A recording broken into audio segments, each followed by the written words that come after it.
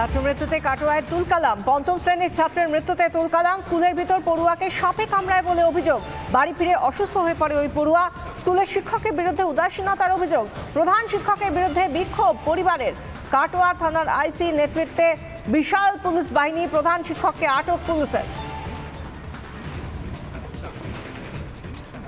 Master কোন master এসেছে, কোন মাস্টার ওপর থেকে বলে যে ওকে বরফ লাগিয়ে দেবে, কি বলে দে বরফ লাগিয়ে দেওয়ার পরে বরফ লাগিয়ে দিয়েছে, একটু লাগিয়ে দিয়েছে। ছেলেকে আমার বাড়িতে আমাকে ফোন করে বলে নাই। আমাদের এখানে নাম্বার দেওয়া আছে, কন্ট্যাক্ট নাম্বার দেওয়া আছে। ওরও নাম্বার দিয়ে তো নাম্বার পাওয়া যাবে। ফোন করে একবারে বলে না যে এই হয়েছে। ছেলে যেরকম প্রাইভেট যেরকম বাড়িও বাড়িয়ে দেয় না, যে বাড়ি বাড়ি দিলে সন্দেহ হতো, হ্যাঁ যে কেন এখন বাড়িলি, সেটাও আমরা জানতে পারতাম। এখন তো লিখেছি ডাক্তারের কাছে, ডাক্তার আগে দিকে আরও ছিল সব, ওর ডাক্তার ডাকছে, আমি করলে ধরে যাচ্ছি, ছেলেকে নামাই নাই। তখন দেখছি এই গুইলের কাছে ফুলে গিয়ে দেন একটু সামনে রক্ত বেরিয়েছে। ওই জন্য মাথা উপর দিয়ে তুলছে গো, চোখ উপর দিয়ে তুলছে গো, তাড়াতাড়ি চলো, আবার তাড়াতাড়ি করেছে যেতে যেতে রাস্তা দিচ্ছে। তো প্রচুর বৃষ্টি হচ্ছে এবং লেবার আমার প্রায় লেগেই আছে, দুদিন অন্তর অন্তর লেবার করা হয় এবং এটা টানা বৃষ্টি হচ্ছে বলে গাছগুলো হয়েছে। আমরা পরিকল্পনাই করেছিলাম যে বৃষ্টিটা থামলে পরে একটা স্প্রে করে গাছগুলোকে নষ্ট করা যায় কিনা, কিন্তু আমি খোঁজ নিয়ে দেখুন আমার অফিস ফ্রেন্ডদের যে প্রতিনিয়ত আমার লেবার কাজ করছি কিনা। আজকে এসে তারপর প্রেয়ার হলো, প্রেয়ারের পর আমরা কন্ডোলেন্স করবো নোটিশ লিখছি। তারপরে দেখছি কিছু ছাত্রদের প্লাকার্ড হাতে, তারা আস্তে আস্তে একটা মব এসে তারপর আমার উপরে অ্যাসাল্ট করবে, এগুলো ভাঙচুর করবে। তারপরে কিছু গ্রামের বিধাকারী ছিলেন, তারা আমাদের রক্ষা করেছে, নাহলে আমি হয়তো প্রাণনাশ হয়ে যেতে পারতাম। বাঁশবাড়িতে নবম শ্রেণী পড়ুয়াকে পিষে দিল পেলোডার। মৃত্যুর ঘটনা ঘটলে তবেই টনক নাড়ে প্রশাসনের। বাঁশবাড়িতে গতকালের ঘটনার পর তড়িঘড়ি শুরু হয়েছে রাস্তা সারানোর কাজ। বাঁশবাড়িতে ছাত্র মৃত্যুতে ফিরল হুঁশ। যেটা এত বছর ধরে এলাকার স্থানীয় মানুষজন তারা বলে এসেছেন কাউন্সিলরকে যে রাস্তা সারানো হোক অবিলম্বে। বছরের পর বছর কেটে গেলেও রাস্তা সারানো হয়নি। অনিতা কর মজুমদার 113 নম্বর ওয়ার্ডের যিনি কাউন্সিলর, তিনি বলছেন যে বারবার তারা রাবিশ ফেলেছে, কিন্তু বৃষ্টির জন্য নাকি রাবিশ ধুয়ে গিয়েছে, কিন্তু কাজ কেন হয়নি? রাবিশ ফেলা মানে তো কাজ নয়। অথচ একটা প্রাণ চলে গেল, এক ঘাতক পেলোডার প্রাণ কেড়ে নিল এক কিশোরের, এক ছাত্রের, এবং তারপর 24 ঘন্টাও কাটলো না, কাজ শুরু হয়ে গেল রাস্তা সারাইয়ের। এটা কি ধরনের প্রশাসনিক সক্রিয়তা? এবং এই ঘটনাটা যেভাবে 24 ঘন্টার মধ্যে একেবারে হুঁশ ফিরল প্রশাসনের, এটা প্রশ্ন তুলছে। সেই নিয়ে আমাদের প্রতিনিধি সৈকত পাল কি প্রতিবেদন তুলে ধরলেন, দেখুন।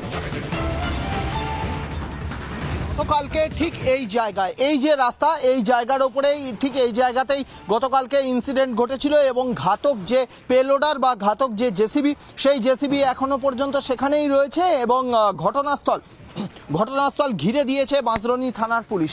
এবং যে রাস্তার ওপরে এই ঘটনা ঘটেছিল সেই রাস্তা কিন্তু গতকালকে অবধি যেমন ছিল সেই রাস্তা আজকেও তেমনই আছে, অর্থাৎ এবড়ো খেবড়ো রাস্তা। এবং এই রাস্তাটা কিন্তু বিগত অনেক দিন ধরে খারাপ রয়েছে।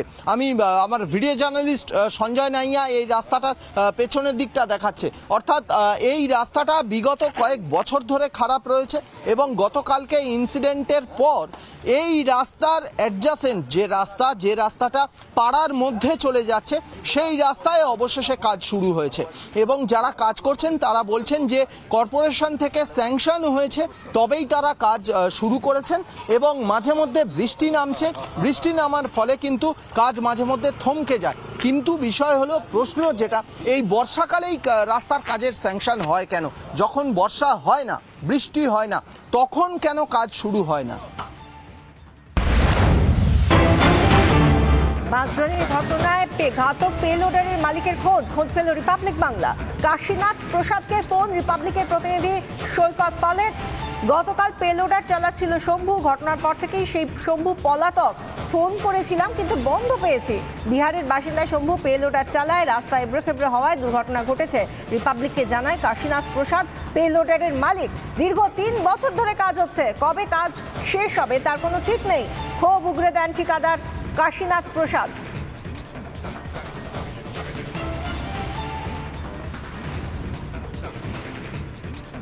হ্যালো। হ্যাঁ হ্যালো। হ্যাঁ বলুন। আচ্ছা, গতকালকে এই বাঁশদ্রোণীর দীনেশনগরে আপনাদের এই পেলোডার জেসিবিটা কে চালাচ্ছিল? ওই ছিল স্যার, ড্রাইভার ছিল শম্ভু বলে। সে এখন কোথায়? পালিয়ে গেছে শুনলাম, আমি তো ইউপিতে গেছিলাম। তো শম্ভু কি ড্রাইভার না ও চালায় না? ড্রাইভার হাইড্রা চালায়, জেসিবি চালায়, সবই চালায়। কতদিন ধরে চালাচ্ছে? তো এটা অত জানি না স্যার, কিন্তু শর্মা কাছে চালাচ্ছিল।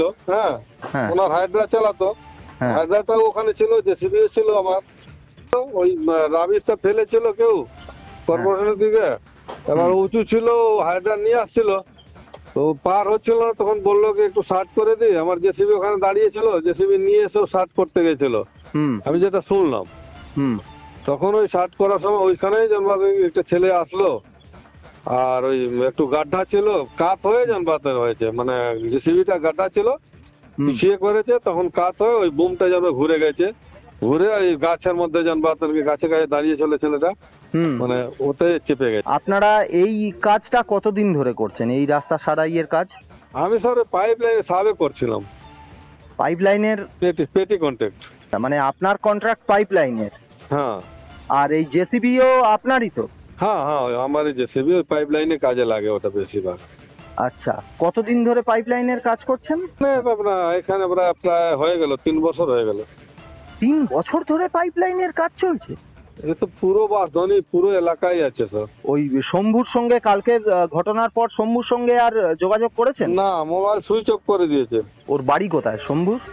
বিহারে। ওটা বিহার থেকে তো এখানে এসে কাজ করছে না, রেগুলার তো বিহার থেকে বাঁশদ্রোণী যাতায়াত করছে। থাকতো ওখানে, তো ক্যাম্পে থাকতো, লেবারদের ক্যাম্প ছিল, ক্যাম্পে থাকতো। যে আপনার নাম? কাশীনাথ। হ্যাঁ, কাশীনাথ প্রসাদ। কাশীনাথ প্রসাদ। মৃতদেহতেও কি এবার কাটমানি? প্রশ্নটা শুনলে অবাক হবেন আপনি, কিন্তু মুর্শিদাবাদ মেডিকেল কলেজ হাসপাতালে এটাই এখন বাস্তব ছবি। মুর্শিদাবাদ মেডিকেল কলেজ হাসপাতালের ময়নাতদন্ত করতে আসা যে সমস্ত মৃতদেহগুলিকে পরিবারের লোকজন ময়নাতদন্ত করতে নিয়ে আসেন, সেই সমস্ত দেহ পিছু পরিবারের লোকজনের কাছ থেকে দাবি করা হচ্ছে প্রায় 2000 থেকে 2500 টাকা। এমনটাই কিন্তু অভিযোগ করছে রোগীর পরিবারের লোকজন।